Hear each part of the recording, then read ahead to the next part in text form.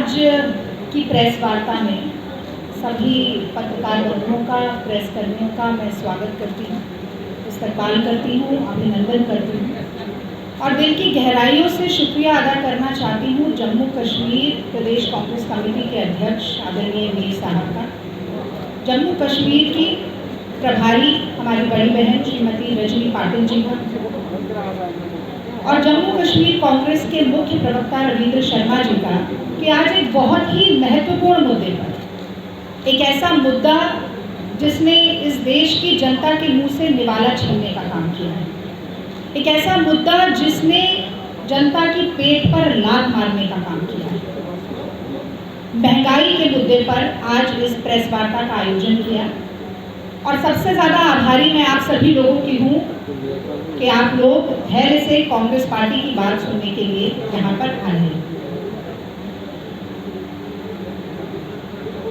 ये दाग दाग उजाला, ये शब वजीदा सहर, था इंतजार जिसका, ये वो सहर तो नहीं। तो 2014 में बहुत सब्ज बाग दिखाए गए, बहुत बड़ी बड़ी बातें की गई थी, बहुत बड़े बड़े वादे किए गए।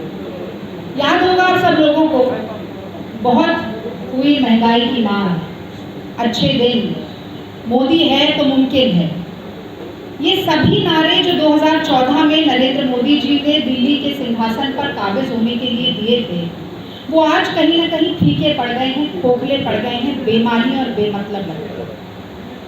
और यही कारण है कि महंगाई की बात तो हम सुन रहे हैं, बीच बीच में ऐसी खबरें आती रहती हैं। वो गाना भी आप लोगों ने अगर पीपली लाइव पिक्चर देखी हो तो उसमें एक गाना था कि सखी सैया तो खूब ही कमात है, महंगाई डायन खाए जाते। तो पहले महंगाई थी तो कमाई भी थी। आज सूरत हाल देश का ये है कि मोदी राज में केवल और केवल महंगाई है, जनता की जेब कटाई है, चारों ओर लुटाई है और ठप पड़ी कमाई है। और ये सब एक ऐसे समय में हो रहा है जब पहले से ही हमारा पूरा देश कोरोना के कहर से जूझ रहा है, जब हमारे देश की अर्थव्यवस्था पूरी तरह से ठप पड़ी हुई है और इसी के साथ साथ जब रोजगार और नौकरियों का अकाल पड़ा हुआ है। तो मुझे कहना पड़ेगा कि ऐसे समय में जब महंगाई बढ़ती है, पेट्रोल, जब फल सब्जी दूध खाने के तेल को खरीदना है तो ये जलक रगड़ना नहीं है तो क्या है। प्रधानमंत्री मोदी जी को 2 बार प्रचंड बहुमत की जनता ने उनके ऊपर विश्वास जताया था और खान पान सब एक, पाले पोसे सकल अंग तुम सदस्य का समान रूप से ख्याल रखता है। तो जनता की मदद करने के बजाय, जनता की जेब में कुछ पैसा डालने की बजाय, मैं याद दिलाना चाहती हूँ आपको, राहुल गांधी जी लगातार जब से पिछले साल हमारे देश पर कोरोना का प्रहार हुआ, वो लगातार कह रहे हैं कि जो रोज कमा के खाने वाला आदमी है, जो दिहाड़ी का मजदूर है, जो हाशिए पर खड़ा इंसान है, जो गरीब है, गुरबा है, उसके जेब में 6,000 रुपये डालकर न्याय करिए मोदी जी। तो एक्साइज ड्यूटी का पैसा मोदी जी अपनी जेब में ले लेते हैं पर जनता की जेब लगातार काटने का काम कर रहे हैं। इसीलिए बहुत ज़रूरी था कि आज महंगाई के मुद्दे पर आकर हम आपसे बात करें और इसीलिए कांग्रेस पार्टी ने ये मुहिम उठाई है। तमाम प्रमुख शहरों में, देश की तमाम राजधानियों में कांग्रेस के वरिष्ठ नेता और कांग्रेस के प्रवक्ता जाकर आप सभी के माध्यम से महंगाई पर सवाल पूछने का काम कर रहे हैं और मोदी सरकार को कटघरे में खड़ा करने का काम कर रहे हैं। मैं समझती हूँ कि ये मुहिम बहुत ज़रूरी थी, आज यहाँ से शुरुआत की। कुछ तथ्य बहुत जल्दी से आपके सामने रखना चाहती हूँ क्योंकि तथ्यों के बिना ऐसा लगता है कि बस तो देखिए, एक संस्था है सेंटर CMIE, उसने कुछ चौंका देने वाले आंकड़े प्रस्तुत किए हैं। यूपीए सरकार के कार्यकाल के दौरान 27 करोड़ लोगों को हम गरीबी रेखा से ऊपर लेकर आए और मोदी राज में 23 करोड़ लोग वापस गरीबी रेखा के नीचे चले गए। वो कहते थे मोदी जी 2 करोड़ नौकरी सालाना देंगे, तो 2 करोड़ नौकरी सालाना देंगे और पिछले साल केवल 2 महीने में 2 करोड़ नौकरियां चली गई, यानी अप्रैल और मई 2020 में देश में 2 करोड़ लोग बेरोजगार हो गए। 97% लोग हमारे 1000 करोड़ रुपया लोग निकलवा चुके हैं। प्रोविडेंट फंड, यानी कि आदमी सोचता है कि बेटी की शादी होगी तब उस पैसे का इस्तेमाल किया जाएगा, ये भी सोचता है कि मकान बनाएंगे तब इस्तेमाल करेंगे, या रिटायरमेंट के बाद अपनी सुरक्षा के लिए, वो सारा पैसा निकाला जा चुका है। मोदी जी स्वयं जब देश की बात करने के लिए आए थे कुछ दिन पहले, तो उन्होंने कहा कि 80 करोड़ भारतीयों को 5 किलो राशन देंगे। यानी कि ये हाल हो गया है देश का कि 80 करोड़ लोग 5 किलो राशन के मोहताज हो गए हैं। इस स्तर पर लाकर मोदी जी ने छोड़ दिया। ये पृष्ठभूमि मैंने आपको इसलिए बताई कि देश बदहाली के दौर से गुजर रहा है, गरीबी के दौर से गुजर रहा है, और ऐसे समय में मदद के बजाय लोगों की जेब से पैसा निकालने का काम मोदी जी कैसे कर रहे हैं, ये भी मैं जल्दी से आप लोगों को बताती हूँ। तो 1 जनवरी 2021 से 11 जुलाई 2021 के बीच में मोदी जी ने पेट्रोल और डीजल के दाम 65 बार बढ़ा दिए। किसी कोई स्कूटी से आता होगा, कोई मोटरसाइकिल से आता होगा, कोई कार से आता होगा, आवागमन करता होगा, खासतौर से जो हमारे रिपोर्टर भाई हैं सारे, उनका तो सुबह से शाम का काम है। 200 शहर ऐसे हैं जहां पर पेट्रोल की कीमत 100 से ऊपर पहुंच गई है। किसकी जेब पर फर्क नहीं पड़ा, मैं ये जानना चाहती हूँ। और इसी के साथ साथ एक्साइज ड्यूटी बढ़ाकर मोदी सरकार ने 25 लाख करोड़ का मुनाफा पिछले 7 सालों में कमाया। यानी को हम कह रहे हैं कि 6,000 रुपया दे दीजिए, वो देने के लिए नहीं है। 25 लाख करोड़ रुपया अपनी जेब में पैसा है, लेकिन गरीब जनता को 6,000 रुपया देने के लिए मोदी जी के पास पैसा नहीं। 2014-15 में 1,72,000 करोड़ था, और वो बढ़कर 4,53,000 करोड़ रुपया हो गया। लगातार एक्साइज ड्यूटी से पैसा बढ़ाने का काम मोदी सरकार कर रही है। हमारे समय पर था 57 रुपए का डीजल, 8 रुपए डॉलर।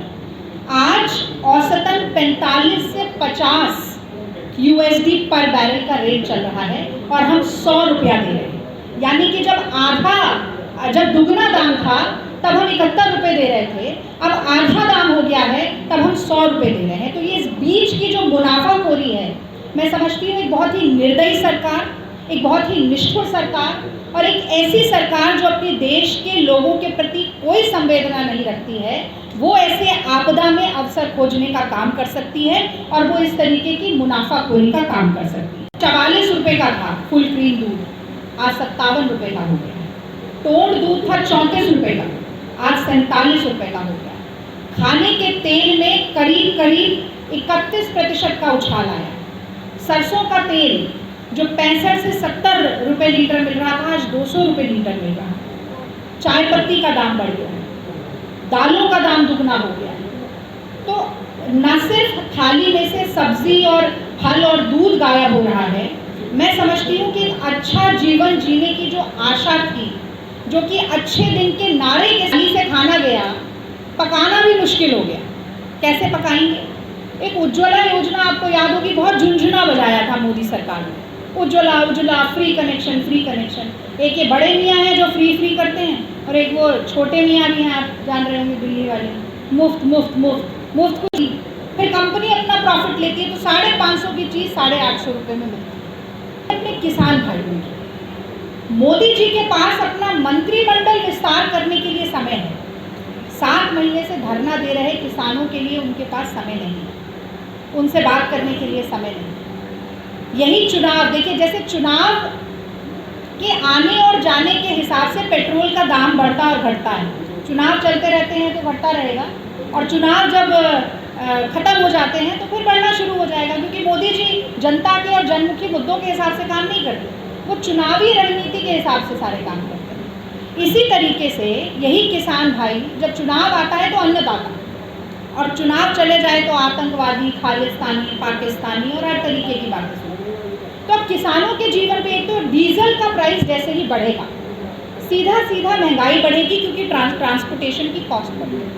और सबसे बड़ा झटका अगर किसी को लगता है तो वो किसान भाई बहनों को लगता है। तो मोदी सरकार ने फर्टिलाइज़र के दाम बढ़ा दिए, बीज के दाम बढ़ा दिए, पेस्टिसाइड के दाम बढ़ा दिए, जो कृषि उपकरण होते हैं, एग्रीकल्चरल इक्विपमेंट्स, उनके दाम बढ़ा दिए। तो प्रति हेक्टेयर करीब 20,000 रुपये की कीमत जो है, लागत है, कल्टीवेशन के लिए जो उनको पैसा लगाना पड़ता है, वो बढ़ गया है। और इसी के साथ साथ 73 साल में भारत के इतिहास में पहली बार ऐसा हुआ कि फर्टिलाइजर पे 5% जीएसटी, पेस्टिसाइड पर 18% जीएसटी, ट्रैक्टर पर और फार्म इक्विपमेंट्स पर 12% जीएसटी लगाकर किसान ये है कि जो नारा था अच्छे दिन, अब जनता कह रही है वो बदल के हो गया महंगे थे। जो नारा था मोदी है तो मुमकिन है, जनता कह रही है अब वो नारा हो गया है मोदी है तो महंगाई है और हम पर आफत बनाई। ऐसे समय में जब जनता को मदद के हाथ की ज़रूरत है, जब सरकार के साथ की ज़रूरत है, तब मोदी सरकार सिर्फ उत्पीड़न, प्रताड़ना और शोषण के अलावा कुछ नहीं कर रही है। कांग्रेस पार्टी ये मांग करती है पुरजोर तरीके से कि जल्द से जल्द पेट्रोल, डीजल और रसोई गैस के दामों को कम किया जाए। एक बात मैं और बताना चाहती हूँ, पैसा कमा रही है केंद्र सरकार, वो सेस के रूप में कमाती है and set with the state government. तो सेस का जो मुनाफा है वो प्रदेश सरकारों को कुछ नहीं देना पड़ता, उसमें से सब कुछ मोदी सरकार की जेब में जाता है। तो इस मुनाफाखोरी में कटौती की जाए और जनता की मदद के लिए जो उस न्याय पर अमल करना पड़ेगा। आप हमारा नाम नहीं इस्तेमाल करना चाहते, न्याय की जगह कोई और नाम रख लीजिए, कोई दिक्कत नहीं है, हमें किसी तरीके का श्रेय नहीं चाहिए। We are not credit mongers. आप जनता की मदद के लिए हाथ बढ़ाइए, ये कांग्रेस पार्टी चाहती है। और जब तक ऐसा नहीं होगा, सड़क से लेकर संसद तक, प्रेस कॉन्फ्रेंस से लेकर सोशल मीडिया तक, कांग्रेस पार्टी लगातार आवाज़ उठाएगी, आप लोगों को माध्यम बनाकर, धरना प्रदर्शन करके। हालांकि मैं समझती हूँ कि कोविड के कारण एजुकेशनल पॉलिटिक्स का जो स्कोप है वो थोड़ा कम हो गया है, सिकुड़ गया है, सिमट गया है, लेकिन हर तरह से जनता के साथ खड़ी है। और जब तक मोदी जी, जैसा कि आपको याद होगा, भूमि अधिग्रहण बिल लेकर आए थे किसानों की ज़मीन हड़पने के लिए, राहुल गांधी जी के नेतृत्व में जनता ने दी, तो हम में से कोई हमारा साथी आकर आपसे ज़रूर बात करेगा। और यदि आपके कोई प्रश्न हैं तो मैं ज़रूर उनका जवाब देने की कोशिश करूंगी। आपने इतने धैर्य से मेरी बात को सुना, आपका बहुत बहुत धन्यवाद। जय हिंद।